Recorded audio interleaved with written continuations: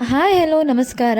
ಬನ್ನಿ ಇವತ್ತು ನಾನು ಡ್ರೈ ಫ್ರೂಟ್ಸಿಂದ ಚಿಕ್ಕಿ ಮಾಡಿದ್ದೆ. ಸೊ ಆ ರೆಸಿಪಿನ ನಿಮ್ಮ ಜೊತೆ ಶೇರ್ ಮಾಡೋಣ ಅಂತೇಳ್ಬಿಟ್ಟು ಶೇರ್ ಮಾಡ್ತಿದ್ದೀನಿ. ಪಟ ಪಟ ಸ್ಟಾರ್ಟ್ ಮಾಡೋಣ ರೆಸಿಪಿನ. ಬನ್ನಿ, ನಾನಿವಾಗ ಎಲ್ಲದು ಸೀಡ್ಸ್ನ ಹಾಗೆ ಡ್ರೈ ಫ್ರೂಟ್ಸ್ನ ರೋಸ್ಟ್ ಮಾಡ್ಕೋಬೇಕು, ಹೇಗೆ ಏನು ಅಂತೆಲ್ಲ ತೋರಿಸ್ತೀನಿ. ಬನ್ನಿ, ನಾನಿವಾಗ ಫ್ಲ್ಯಾಕ್ಸ್ ಸೀಡ್ನ ಹಾಕ್ತಿದ್ದೀನಿ. ನಾನಿಲ್ಲಿ ತುಪ್ಪ ಆ್ಯಡ್ ಏನು ಮಾಡಿಲ್ಲ, ಜಸ್ಟ್ ಡ್ರೈ ರೋಸ್ಟ್ ಅಷ್ಟೇ. ಅದು ಪಾಪ್ ಆದ ತಕ್ಷಣ ನಾನೊಂದು ಪ್ಲೇಟಿಗೆ ಟ್ರಾನ್ಸ್ಫರ್ ಮಾಡ್ಕೋತೀನಿ. ಅಂದರೆ ಎಲ್ಲದೂ ಡ್ರೈ ಮಾಡ್ತಾ ಅಂದರೆ ರೋಸ್ಟ್ ಮಾಡ್ತಾ ಮಾಡ್ತಾ ಒಂದು ಕಡೆ ಹಾಕ್ತಾ ಇರ್ತೀನಿ. ಆಮೇಲೆ ಪೌಡರು ಮಾಡೋದಿದೆ, ಅದನ್ನೆಲ್ಲ ಹೇಳ್ತೀನಿ ವಿಡಿಯೋ ಮಿಡಲೆಲ್ಲ ಯಾವುದದು ಏನು ಪೌಡ್ರ್ ಮಾಡಿದೆ ಹೇಗೆ ಮಾಡಿದೆ ಅಂತ.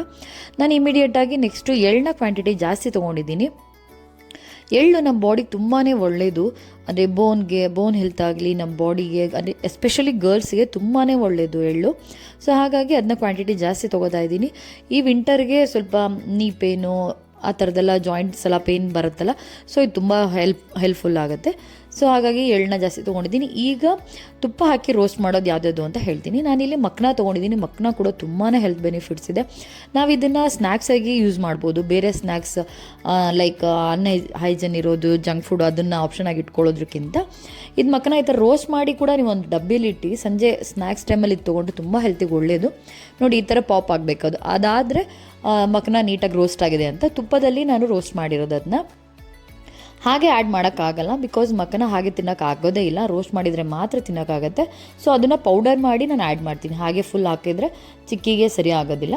ಇದು ವಾಲ್ನಟ್ಸ್ ಕೂಡ ಗೊತ್ತು ನಿಮ್ಗೆ ಆಲ್ರೆಡಿ, ಮೆಮೊರಿ ಪವರ್ಗೆ ಮಕ್ಕಳಿಗೆಲ್ಲ ತುಂಬ ಒಳ್ಳೆಯದು. ಹಾಗಂತ ನಾನಿಲ್ಲಿ ವಾಲ್ನಟ್ಸ್ ತೊಗೊಂಡಿದ್ದೀನಿ. ಹಾಗೆ ಆಲ್ಮಂಡ್ಸ್ ಕೂಡ ಇದಕ್ಕೆ ಆ್ಯಡ್ ಮಾಡ್ತೀನಿ. ಅಂದರೆ ಒಂದೊಂದು ಬೇರೆ ಬೇರೆ ಮಾಡಬೇಕಾಗತ್ತೆ. ಇದು ಆಲ್ಮಂಡ್ಸು, ಕ್ಯಾಶು, ವಾಲ್ನಟ್ಸ್ ಎಲ್ಲ ಒಂದೇ ಸತಿ ಹಾಕಿ ರೋಸ್ಟ್ ಮಾಡ್ಕೋಬೋದು, ಬಿಕಾಸ್ ಸೇಮ್ ಟೈಮೇ ತೊಗೊಳುತ್ತೆ ಮೂರೂ. ಅದಕ್ಕೋಸ್ಕರ ನಾನಿಲ್ಲಿ ಒಟ್ಟಿಗೆ ಹಾಕ್ಕೋತಾ ಇದ್ದೀನಿ. ಅಂದರೆ ಬೇರೆ ಬೇರೆ ಏನು ರೋಸ್ಟ್ ಮಾಡೋಕ್ಕೆ ಹೋಗಲಿಲ್ಲ.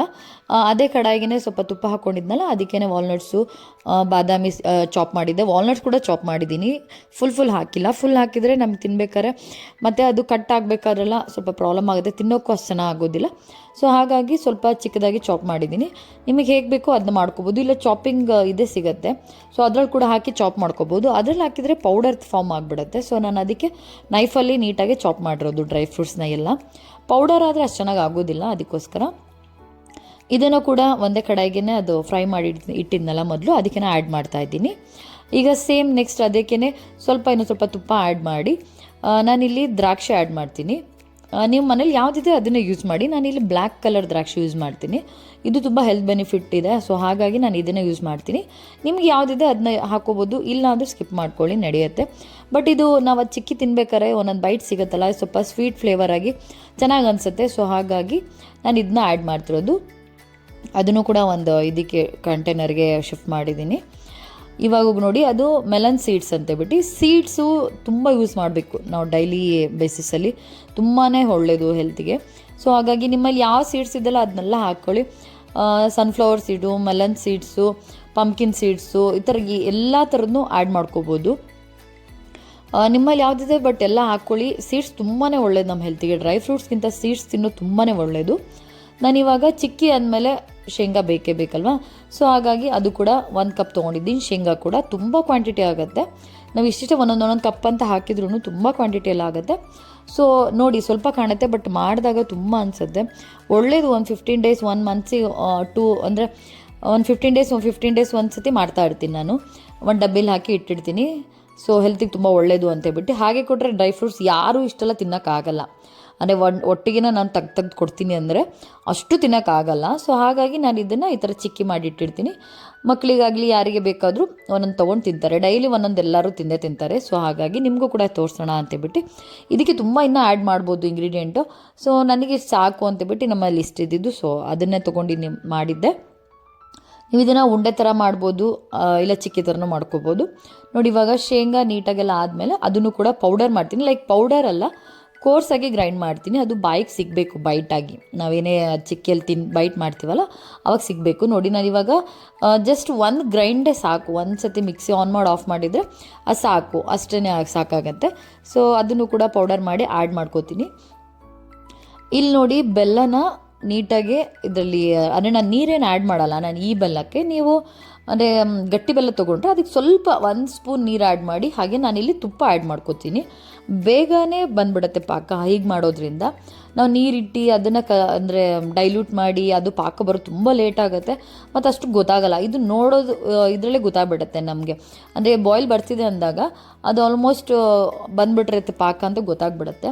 ಸಖತ್ ಈಸಿ ಪಟ್ಟಂತ ಆಗುತ್ತೆ. ನಾವು ನೀರಲ್ಲಿ ಡೈಲ್ಯೂಟ್ ಮಾಡಿ ಅದೆಲ್ಲ ತುಂಬ ಕಷ್ಟ. ನಾನು ಈ ಬೆಲ್ಲ ಯೂಸ್ ಮಾಡೋದ್ರಿಂದ ನಂಗೆ ಈಸಿ, ನಾನು ನಾರ್ಮಲಾಗಿ ಪಟ ಆಗಿಬಿಡುತ್ತೆ ಉಂಡೆ ಕೂಡ.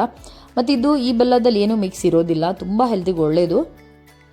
ನಿಮಗೂ ಇದೇ ಥರ ಸಿಕ್ಕಿದ್ರೆ ಇದನ್ನೇ ತೊಗೊಳ್ಳಿ. ಆದಷ್ಟು ಅದು ಪೆಂಟೆ ಬೆಲ್ಲ ಅಂತೆಲ್ಲ ಬರುತ್ತಲ್ಲ ಅದರಲ್ಲೆಲ್ಲ ಏನೇನೋ ಮಿಕ್ಸ್ ಮಾಡಿ ಗಟ್ಟಿ ಮಾಡಿರ್ತಾರಂತೆ. ಸೊ ಹಾಗಾಗಿ ಸ್ವಲ್ಪ ಆದಷ್ಟು ಆರ್ಗ್ಯಾನಿಕ್ ಆಗಿರೋದೇ ತೊಗೊಳ್ಳಿ. ಈಗ ಆರ್ಗ್ಯಾನಿಕ್ ಕೂಡ ಅದೇ ಥರ ಪ್ರಾಬ್ಲಮ್ ಆಗ್ತಿದೆ. ಇದು ನೋಡಿ, ನಾನು ಶೇಂಗಾನ ಪೌಡರ್ ಮಾಡ್ಕೊಂಡು ಅದಕ್ಕೆ ಮಿಕ್ಸ್ ಮಾಡ್ತೀನಿ ಇವಾಗ. ಇದು ಪಾಕ ಬರಲಿ, ಪಾಕ ಗೊತ್ತಾಗುತ್ತೆ ನೋಡಿ ಅದು. ಬಟ್ ಕೈ ಆಡಿಸ್ತಾನೆ ಇರಿ, ತಳ ಹಿಡಿಯೋ ಚಾನ್ಸ್ ಇರುತ್ತೆ.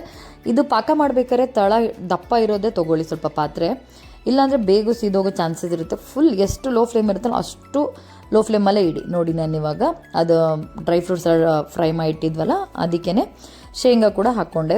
ಅಂದರೆ ಪೌಡರ್ ಅಲ್ಲ, ಅದು ಸ್ವಲ್ಪ ಇದು ಮಾಡಿದ್ದೀನಿ ಅಷ್ಟೇ, ಗ್ರೈಂಡ್ ಮಾಡಿದ್ದೀನಿ ಅಷ್ಟೇ. ಇಡಿದು ಹಾಕಿದ್ರೂ ಅಷ್ಟು ಚೆನ್ನಾಗಿ ಆಗೋದಿಲ್ಲ ತುಂಬ, ಅದಕ್ಕೋಸ್ಕರ. ಇವಾಗ ನೋಡಿ ಇದು ಪಾಕ ಬರ್ತಾ ಇದೆ, ಅದು ನೋಡಿ ಬಾಯ್ಲ್ ಬರ್ತಿದ್ದಲ್ಲ. ಈಗ ಆಲ್ರೆಡಿ ಒಂದು ಇದಕ್ಕೆ ಬಂದಿರುತ್ತೆ, ಅಂದರೆ ಲೈಕ್ ಬೈಟ್ ಮಾಡಿದಾಗ ಸ್ವಲ್ಪ ಸಾಫ್ಟಾಗಿ ಸಿಗುತ್ತೆ ನಮಗೆ ಇದೇ ಇಷ್ಟಕ್ಕೆ ಹಾಕಿದ್ರೇ. ಅದು ಇನ್ನೂ ಸ್ವಲ್ಪ ಪಾಕ ಬರೋದು ಗೊತ್ತಾಗುತ್ತೆ, ನಾನು ನಿಮಗೆ ತೋರಿಸ್ತೀನಿ. ಅದು ಸ್ವಲ್ಪ ಬಬಲ್ಸ್ ಬರೋಕ್ಕೆ ಸ್ಟಾರ್ಟ್ ಆಗಿದೆ ಅಂದರೆ ಪಾಕ ಬಂದಿದೆ ಅಂತ ಅರ್ಥ. ನೋಡಿ ಅದು ನನ್ನ ಮಕ್ಕನ ಕೂಡ ಮಿಕ್ಸಿ ಹಾಕ್ಕೊಂಡು ಅದನ್ನ ಪೌಡರ್ ಮಾಡಿದೆ, ನಿಮ್ಗೆ ತೋರಿಸಿದ್ದೀನಲ್ಲ. ನೋಡಿ ಪಾಕ ಹೀಗೆ ಚೆಕ್ ಮಾಡೋದು. ಇನ್ನೂ ಗಟ್ಟಿ ಪಾಕ ಬೇಕು, ಇನ್ನೂ ಸ್ವಲ್ಪ ಇಟ್ಕೋಬೇಕು. ನಾನು ಮಕ್ಕಳು ತಿಂತಾರಲ್ಲ, ಸೊ ಹಾಗಾಗಿ ತುಂಬ ಗಟ್ಟಿ ಮಾಡ್ಕೊಳ್ಳಲ್ಲ. ಅಷ್ಟು ಉಂಡೆ ಥರ ಬಂದರೆ ನೋಡಿ ಅದು ಬಾಯ್ಲ್ ಬರ್ತಿದ್ದಲ್ಲ, ಆ ಥರ ನೊರೆ ಥರ ಬಾಯ್ಲ್ ಬಂದಾಗ ನಾನು ಅದನ್ನು ಈ ಥರ ಬೇರೆದಕ್ಕೆ ಹಾಕ್ಕೋತೀನಿ. ಬಿಕಾಸ್ ನಾನು ಅದು ಮತ್ತು ಬೆಲ್ಲದ್ದು ಮತ್ತು ಇನ್ನೂ ಸ್ವಲ್ಪ ಬೇರೆ ಐಟಮ್ ಮಾಡೋದಿತ್ತು ನನಗೆ, ಅದಕ್ಕೋಸ್ಕರ ನಾನು ಅದಕ್ಕೆ ಆ್ಯಡ್ ಮಾಡಿಲ್ಲ. ನೀವು ಬೇಕಾದರೆ ಇದಕ್ಕೆ ಆ್ಯಡ್ ಮಾಡ್ಕೋಬೋದು, ಏನೂ ಮಾಡೋದಿಲ್ಲ ಅಂದರೆ. ನಾನು ಮತ್ತೆ ಸ್ವಲ್ಪ ಬೆಲ್ಲದ ಐಟಮ್ ಏನೋ ಮಾಡೋದಿತ್ತು, ಸೊ ಹಾಗಾಗಿ ನಾನು ಬೇರೆ ಮಿಕ್ಸ್ ಮಾಡಿಟ್ಟಿದ್ನಲ್ಲ ಅದಕ್ಕೆ ಕೂಡ ಆ್ಯಡ್ ಮಾಡ್ತೀನಿ. ಬಟ್ ಇದು ಒಬ್ಬರಿದ್ದರೆ ಸ್ವಲ್ಪ ಕಷ್ಟ, ಇಬ್ಬರು ಬೇಕಾಗತ್ತೆ. ಲೈಕ್ ಅದು ಬಿಸಿ ಬಿಸಿ ಇರ್ಬೇಕಾದ್ರೆ ಪಟ ಮಿಕ್ಸ್ ಮಾಡಿಬಿಡ್ತಾ ಇರಬೇಕು, ಇಲ್ಲಾಂದರೆ ಗಟ್ಟಿ ಆಗಿಬಿಡುತ್ತೆ. ನೀವು ಒಂದು 2 ನಿಮಿಷ ಬಿಟ್ಟು ಹೋಗಿ ಬರ್ತೀನಿ ಅಂದರೂ ಬೆಲ್ಲ ಬೇಗ ಗಟ್ಟಿ ಆಗಿಬಿಡುತ್ತೆ. ಇಬ್ಬರಿದ್ದರೆ ಒಳ್ಳೆಯದು, ಪಟ ಆಗುತ್ತೆ. ನೋಡಿ ಎಷ್ಟು ಕ್ವಾಂಟಿಟಿ ಬಂದಿದೆ. ನಾವು ಒಂದು ಸ್ವಲ್ಪ ತೊಗೊಂಡಿದ್ದು ಎಲ್ಲದೂ ಎಷ್ಟು ಕ್ವಾಂಟಿಟಿ ಬಂದಿದೆ ನೋಡಿ. ಅದು ಸ್ವಲ್ಪ ಬಿಸಿ ಇರುತ್ತೆ, ಫಾಸ್ಟ್ ಮಾಡಬೇಕು. ನಾನು ಸ್ವಲ್ಪ ಇಲ್ಲಿ ತುಪ್ಪ ಹಾಕ್ಕೊಂಡಿರಲಿಲ್ಲ ಪ್ಲೇಟಲ್ಲಿ. ಇದು ಕೂಡ ರೆಡಿ ಇದ್ದರೆ ಒಳ್ಳೆಯದು, ಬೇಗ ಆಗುತ್ತೆ. ಇಲ್ಲಾಂದರೆ ಗಟ್ಟಿ ಆದಮೇಲೆ ಏನೂ ಮಾಡೋಕ್ಕಾಗಲ್ಲ, ಹಾಗೆ ಪೌಡ್ರ್ ತಿನ್ನಬೇಕಾಗತ್ತೆ. ಅದಕ್ಕೋಸ್ಕರ ಇದನ್ನು ಪಟ ಶಿಫ್ಟ್ ಮಾಡ್ಕೊಳ್ಳಿ. ಶಿಫ್ಟ್ ಮಾಡಿ ಉಂಡೆ ಮಾಡ್ಬೋದು, ಬಟ್ ಅದೇ ಹೇಳಿದ್ನಲ್ಲ ತುಂಬ ಬಿಸಿ ಇರುತ್ತೆ, ಉಂಡೆ ಮಾಡೋದು ಕಷ್ಟ. ಇಬ್ಬರಿದ್ದರೆ ಮಾಡ್ಬೋದು, ಒಬ್ಬರ ಕೈಲಿ ಅರ್ಧ ಮಾರ್ಷೊಳಗೆ ಅದು ಗಟ್ಟಿ ಆಗ್ಬಿಟ್ಟೆ ಇನ್ನರ್ಧ. ಸೊ ಹಾಗಾಗಿ ಇಲ್ಲ, ನೀವು ಉಂಡೆ ಮಾಡ್ಕೋತೀರಿ ಅಂದರೆ ಆ ಪೌಡರ್ನ ಅರ್ಧ ಮಾತ್ರ ಬೆಲ್ಲ ಆ್ಯಡ್ ಮಾಡ್ಕೋತಾ ನೀವು ಉಂಡೆ ಕಟ್ಬೋದು, ಅದು ಕೂಡ ಒಳ್ಳೆಯದೇ. ನಾನಿವಾಗ ಈ ಥರ ನೋಡಿ ಪ್ಲೇಟಲ್ಲಿ ಫುಲ್ ಸ್ಪ್ರೆಡ್ ಮಾಡ್ತೀನಿ. ಕೈಯಲ್ಲಿ ಸ್ಪ್ರೆಡ್ ಮಾಡೋಕ್ಕೆ ಆಗ್ತಿಲ್ಲ, ಸಖತ್ ಬಿಸಿ ಇದೆ ಮಾತ್ರ ಅದು ಬೆಲ್ಲ. ಸೊ ಹಾಗಾಗಿ ಒಂದು ಬೌಲ್ ತೊಗೋತೀನಿ, ಜಾಮೂನ್ ಬಟ್ಲೆಲ್ಲ ಬರುತ್ತಲ್ಲ ಅದನ್ನು ತೊಗೊಂಡು ನೀಟಾಗಿ ಟ್ಯಾಪ್ ಮಾಡ್ತೀನಿ. ಅಂದರೆ ನೀಟಾಗಿ ಪ್ಲೇಟಲ್ಲಿ ನೀಟಾಗಿ ಸ್ಪ್ರೆಡ್ ಆಗುತ್ತೆ, ಎಲ್ಲ ಡ್ರೈ ಫ್ರೂಟ್ಸ್ ಕೂಡ ನೀಟಾಗಿ ಸಿಗುತ್ತೆ ಆವಾಗ. ನೋಡಿ ಇವಾಗ ಎಷ್ಟು ನೀಟಾಗಿದೆ. ತುಪ್ಪ ಹಚ್ಚಿ ಮೇಲ್ಗಡೆ ಎಲ್ಲ ಟ್ಯಾಪ್ ಮಾಡಿರೋದು ನಾನು, ಬಟ್ ಅಂದರೂ ಕೈಯಲ್ಲಿ ಬಿಸಿ ಇರೋದ್ರಿಂದ ಆಗಲಿಲ್ಲ.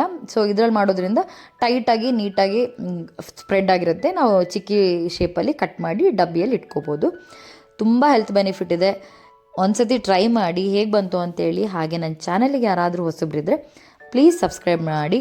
ನಿಮ್ಮ ಸಪೋರ್ಟು ಬೇಕು ಎಲ್ಲ ಯೂಟ್ಯೂಬರ್ಸಿಗೂ. ಸೊ ಈ ಥರ ಹೆಲ್ದಿ ಆಗ್ತೀನಿ, ಹೆಲ್ದಿ ಆಗಿರಿ ಅಂತ ಹೇಳ್ತಾ ನೋಡಿ. ಇದು ಬಿಸಿ ಇರ್ತಾನೆ, ಸ್ವಲ್ಪ ಅದು ಮಾರ್ಕ್ ಮಾಡಿ ಇಟ್ಕೊಳ್ಳಿ.